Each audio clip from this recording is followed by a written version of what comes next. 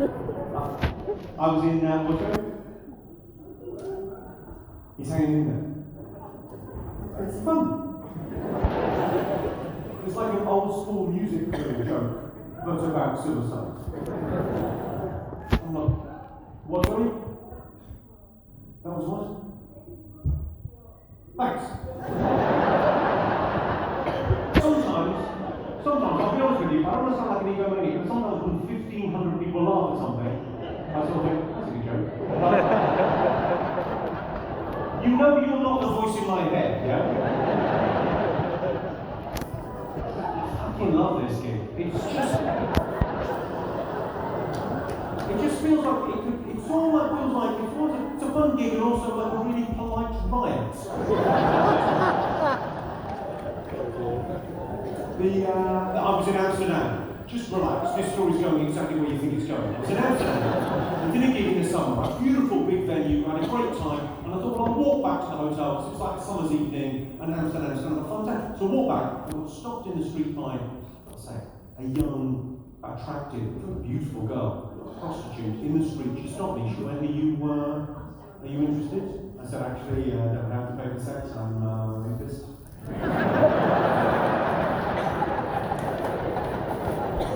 A friend of mine was shooting in the Vineyard recently. So there was a girl that he was one night stand. But he's young, really single, so I guess he was really laying it on about his sexual conquest. He went, I was pretty good though, and then he fucked her in the arse. I was that close. I said, I think you're always that close. What's that bit called between an arsehole and a cunt? Beast, isn't it?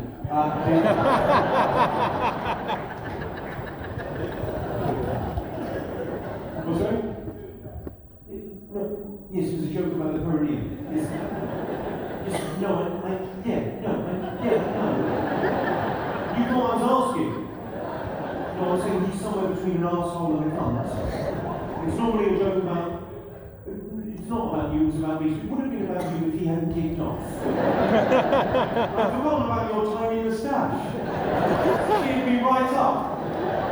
You're a grown man, it's very hard, it's got a very 14-year-old boy, fucking grown up out there. It took him 10 years to grow it. I might cry. I think I might cry. Has anyone here ever used a sex swing? You probably know what I'm saying. Anyway, long story short, I'm now banned from the park. Actually, no, I never got your name earlier. What's your name? Niall. Kyle. Hi Kyle, good to see you. I'm just feeling polite about everything's name. Scientists say the largest sexual organ in the body is actually the mind, but that's just because they haven't seen Kyle's mom's spanning.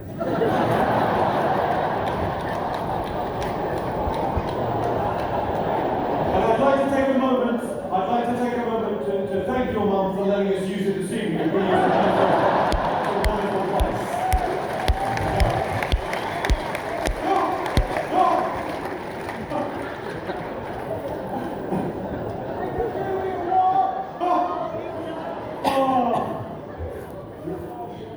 What, sorry?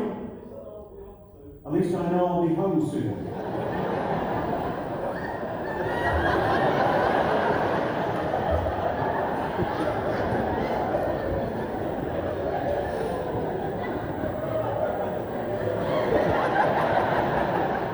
What did I tell you about drinking during fucking pregnancy? What did I tell you? I said nothing. No drinks. I think his mum thought cider was fruit-based, isn't it?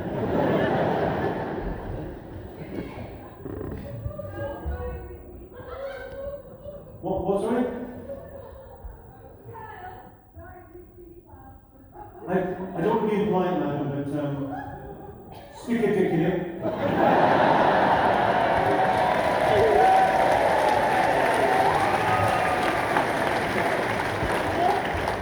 I tell you what, Mark, like every man that's ever seen you naked, I'm going to go soft on you.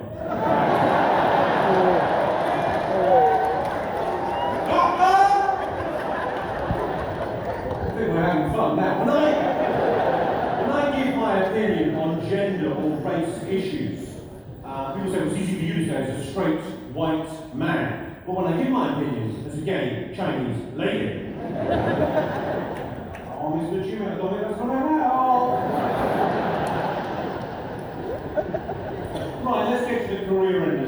Any one of the next 20 jokes could end my career.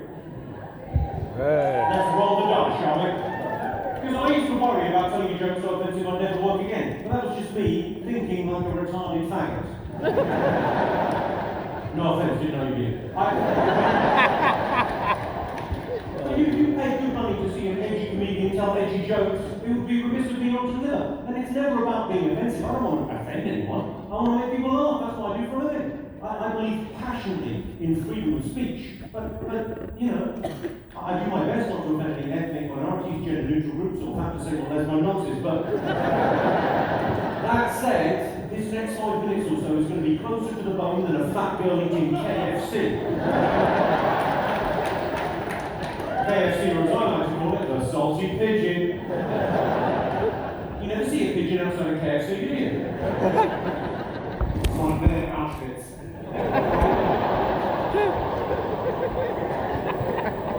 This will cheer Blackburn, keep them healthy.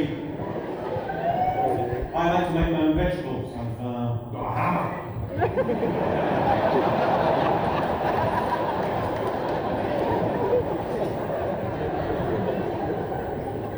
Too far, I'll do that. Who's got kids? Did you shag your kids? Can I say a special thank you to you good people for coming out to the show? Because we've all lost friends to their children. People we used to love spending time with, but they had kids, we haven't seen them since. And that's not the worst case scenario. The worst thing is when they have kids, they still come out, but all they want to do is talk about their kids all the fucking time.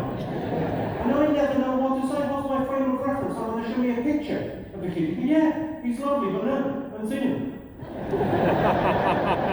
Well, I can't help you look, I'm super busy. If you were that bothered, you should have kept a look at you, shouldn't you? It's a joke. I know what it is. The joke's on them, really. He doesn't know that anymore. Sort of sad eyes now.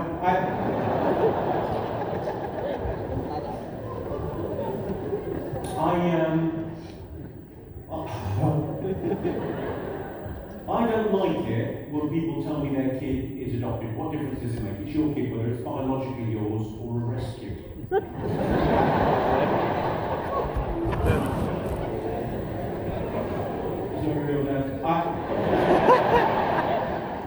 I hate when coat hangers get all tangled up and you can't use them, so we're keeping the baby.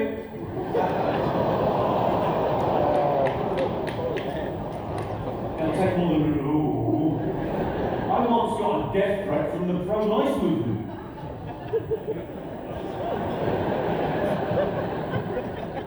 In Alabama, in America, 4 months ago, they changed the law. They made it illegal to have an abortion even if you get raped. That is so fucked up. Imagine that. You serve your time, you get out, you've got to pay child support. Nightmare.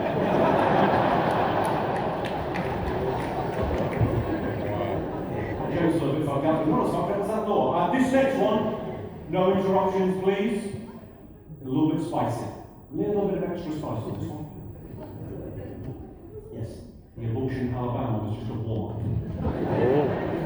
When people talk about the Holocaust, they talk about the horror and tragedy of 6 million Jewish lives being lost to the Nazi war machine. But they never mention the thousands of gypsies that were killed by the Nazis. No one ever wants to talk about that, because no one ever wants to talk about the positives. It's a very good joke for 3 reasons. Firstly, fucking funny, well done me. Secondly, very edgy. It's a joke about the worst thing that's ever happened to genocide of the Jewish people in the Second World War, worst thing in human history, and people say never forget. This is how I remember. Whenever I spot 1,600 people in front of me, I fucking bring it up. And discuss it never again. There's a scourge of anti-Semitism in this country, something must be done. Third reason that's a good joke is because there's an educational quality. Everyone in here knows. Fucking Beast knows. Everyone knows. 6 million Jewish people were killed by the Nazis in the Second World War, but a lot of people don't know. It's not really taught in our schools that the Nazis also killed in their thousands gypsies, homosexuals, disabled people, and Jehovah's Witnesses. I don't know what the fuck happened with the Jehovah's Witnesses. Presumably, they turned up at the door of a death camp. Copy of a magazine called Watchtower. They've got Watchtowers. Some enterprising Nazi guy please come in, we're very interested. 8 words now, 8 words to end a career. Can you do it? Of course you fucking can, absolutely. You can prevent any break, just say yes.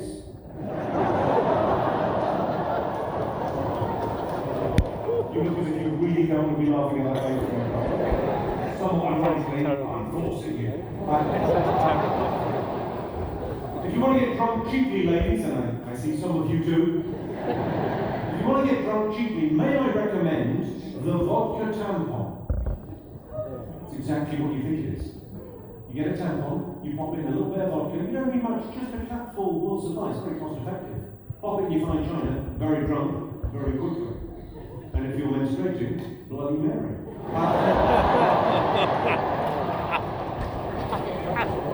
What I love about that joke is, someone's going to try it. I say that, it's Blackburn, someone's probably got one in. And I think we fucking know who.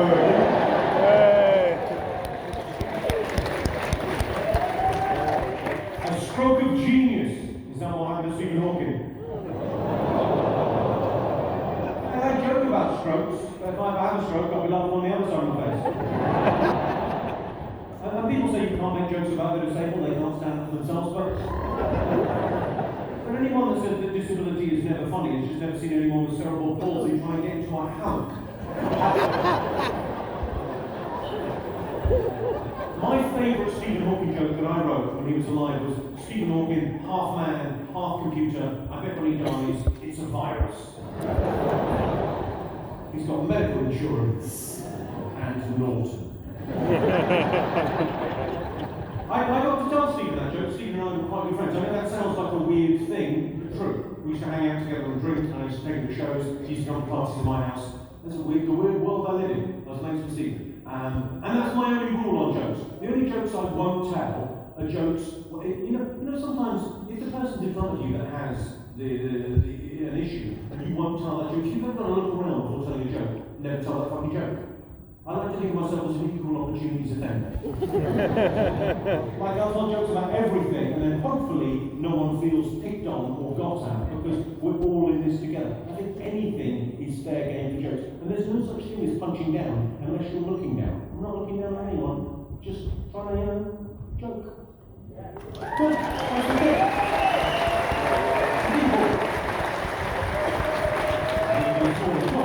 People get questions about Stephen Hawking, oh, he'd be turning in his grave. Yeah, if he had a motor function. So look, that's what I'm going to talk about now. I did a gig in a hospice. I'm going to talk about death and cancer now. Strap in everyone, we're doing this.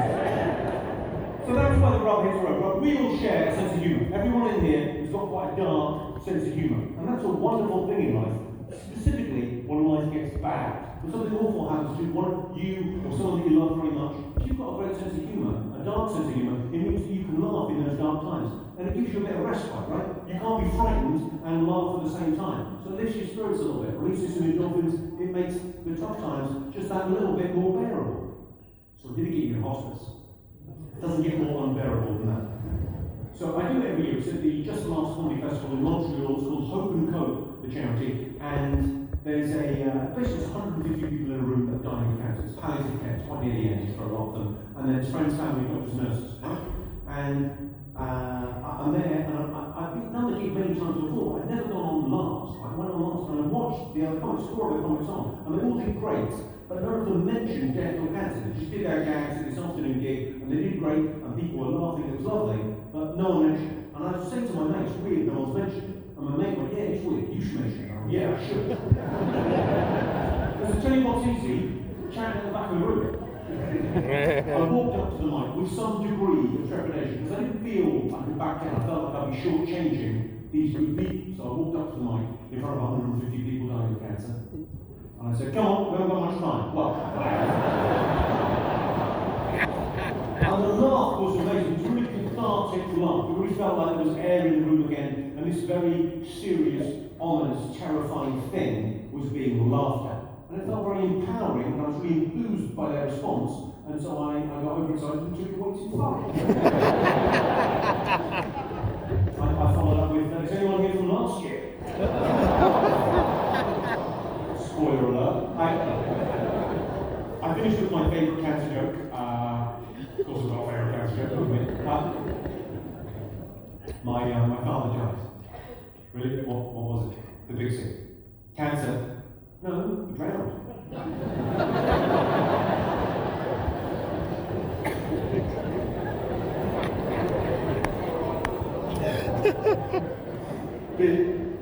Let's, I tell you what, that's the end of my bit of the evening, but it's not the end of the evening, because we've got your bit of the evening. I've been getting my audience to text in for about the last 2-3 years. I really enjoy it. I've got a monopoly on a sense of humour, loads of funny people in the crowd, and I get that birthdays, anniversaries, also some very funny stuff. We'll go through this, it'll be fun. We've got, are you Benson in the new Toy Story film? Now, I would have said no. I would have sworn no. Turns out, yeah, I fucking am.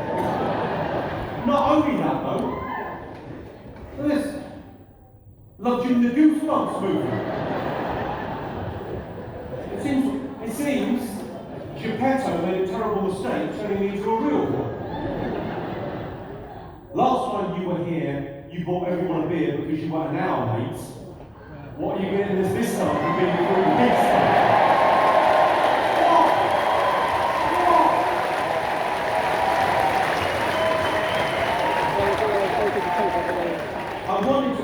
I desperately wanted to buy everyone like 10 drinks, and I was told by it was just one person spoils it for everyone.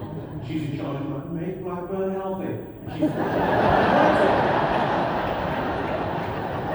good that she's gone for a bit, fucking hate her. My blonde 19-year-old next door neighbour just asked me if I know anything about missing items from her clothesline. I nearly shit her knickers.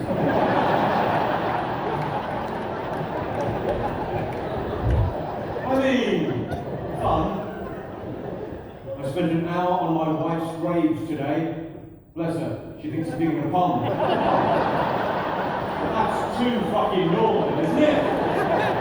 Oh, bless her, she thinks I'm digging a pond. Hi Jimmy, last time you were here, you were in town. Me and my girlfriend were on a break, and she took her friend to the show instead of me. You asked her all about it, and she just replied, he's a cunt. I'm sure. Anyway, we got back together and been getting on really well since we're here tonight.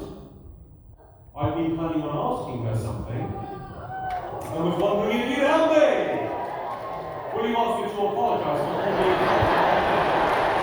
Worth it. 100% worth it.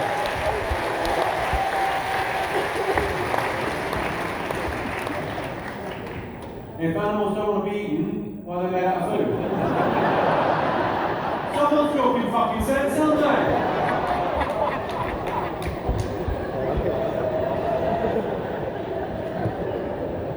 I'm 51 and my girlfriend is 23.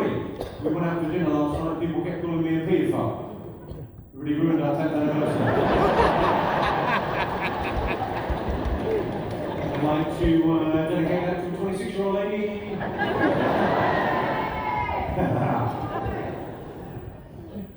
It's Kathy Shaw's birthday. Please give her a shout. Where's Kathy? Where are you, Kathy? Where's Kathy? Where the fuck is Kathy? Is she over there? Hi, Kathy.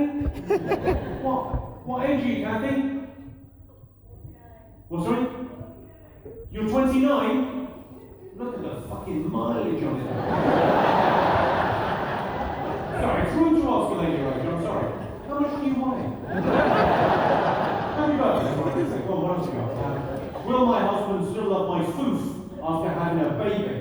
I don't know. Come on, one baby? Plenty of tread left on that tyre. Don't go having sex, the last one I fucking walk out, wouldn't it? I mean, where do you stand on that, ladies and gentlemen? Do you think the man should be there for the birth? I think he should be there, but not there. I think the rule should be, he's got to be there, but shoulders and above. Right? Not great for him either. You're like watching your favourite pub burn down. You're looking on, thinking of all the good times you've had in there. Sure, you know they're going to rebuild it, but it's never going to be the same. now they've knocked through into the back room. What else we got? Did you know that pigeons die when they have sex? Or the one that I fucked in? I'm sorry, he's gone now. Me and the wife have been happily married for 2 years. 2010 and 2018.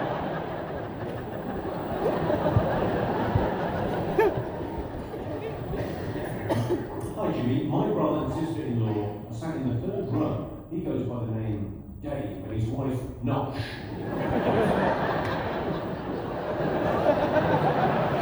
think I know how she got that nickname.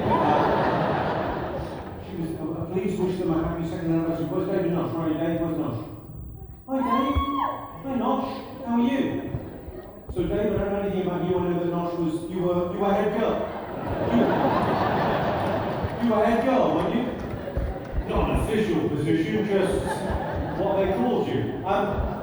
Great to have you here. What happened? You been married 2 years? What did you do, mate? You got married in this hall. He wasn't fucking here, was he? Chatting through the whole fucking ceremony. Oh, you know what's going on now? The house. Bring it up. You got married in the room. That's fantastic. And what do you do then? You got a medical agency. I don't know what that means. You do medical reports for solicitors. Well, there's blame, my friend. There's claim, my friend, am I right? Whiplash. Is it whiplash? Is it that sort of thing? What's that? What's that? I mean, come on, mate. Not that funny, but fucking quick. You've got to say fucking quick. What about you, Nosh? What do you do? Do people really call you Nosh? It's your nickname. Yeah, I got that. I didn't think your parents had a brilliant sense of humour. What's it? No she. Like Matt. I've got friends that are called Matt. No Sheen must be the female version of Matt. There's no Sheen on that, it's Matt.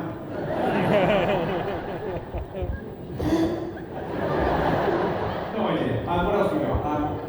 I got a rubbish thesaurus for my birthday. It was rubbish.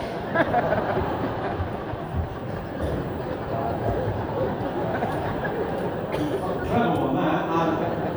He's not understood, he's fucking off.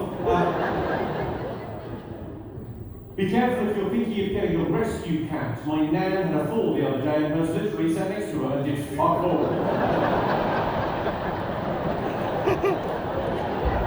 Bloody rip-off, aren't they? My wife wanted to spice things up by playing doctors and nurses. So I put her on a trolley in the hallway with Europe for 48 hours.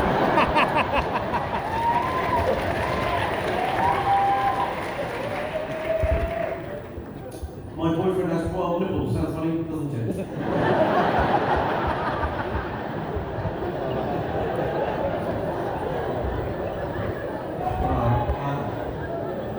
I've been single for 5 years. What am I doing wrong? Anne, where are you, Anne? Anne? Where's Anne? Hi, Anne. You've been single for 5 years? Okay, not a problem. No, did you ever work with an office? No, you didn't get that nickname by accident, did you, Nosh? No, she. Bullshit. Come on. You can suck a golf ball through a piece of hose. It's a fucking hero. I'm a chat with her, actually, sort it out. What else we got? My son Lloyd is your biggest fan. Please try and find him a girlfriend. Hang on. I've got one at the back. Lloyd, where are you? Lloyd? Where's not? Hi, Lloyd. How old are you, Lloyd? What's it? 25. How old are you, Anne? 40? Lloyd, are you here with a couple of mates? I think that might be a two-man job.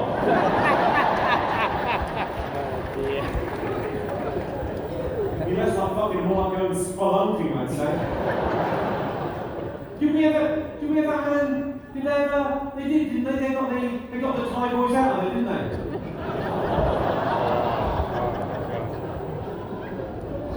Oh, yeah.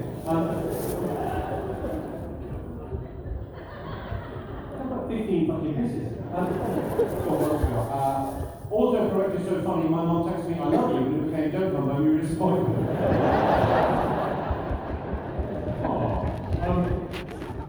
My girlfriend needed cheering up, so I surprised her with a bukkake party. Everybody came, you should have seen her face. Oh.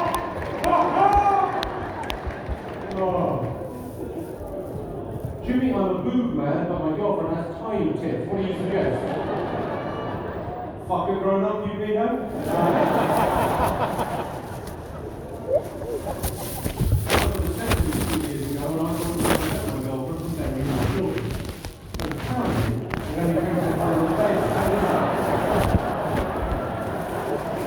Well, now Jeremy Clark's gone, we'll never fucking know.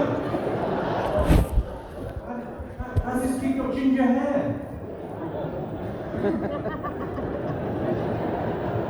What else we got?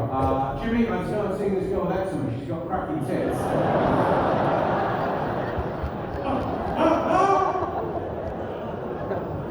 Marry me, Jimmy. Love Jodie. Where's Jodie? Where are you, Jodie? Where's Jodie? Sorry, Jodie? What's Jodie? Oh, Christ, I wouldn't touch yours with his. Yours is brilliant. Nothing about you is brilliant. He's saying he will fuck you. You know, you've been in a chemist and you've gone, I wonder why they sell extra safe condoms. You want to be fucking sure. Like a fucking petri dish, I would imagine. What else we got? Hi Jimmy, I'm on a first date tonight. When we went for a beer before the show, I looked across at her, my legs turned to jelly, I couldn't think straight, I started to sweat. And that's when I knew. I dropped the wrong joke. What's that?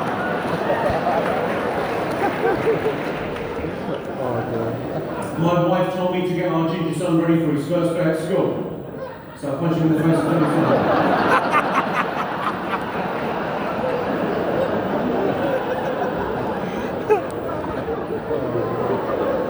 Do you think Chewbacca has a human dick or a little red rocket doggy dick? Yeah, I don't know. I don't think anyone is sure, but I imagine a little Linsky one, anything? Do gay midgets come out the cabinet?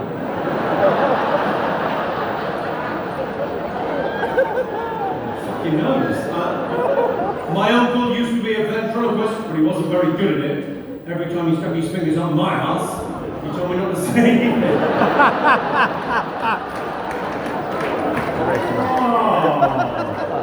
He's about to finish. If guns don't kill people, people kill people.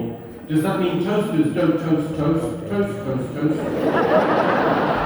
The fuck does that even mean? Toast. Well, that is my show. It's been a pleasure, as always, doing it.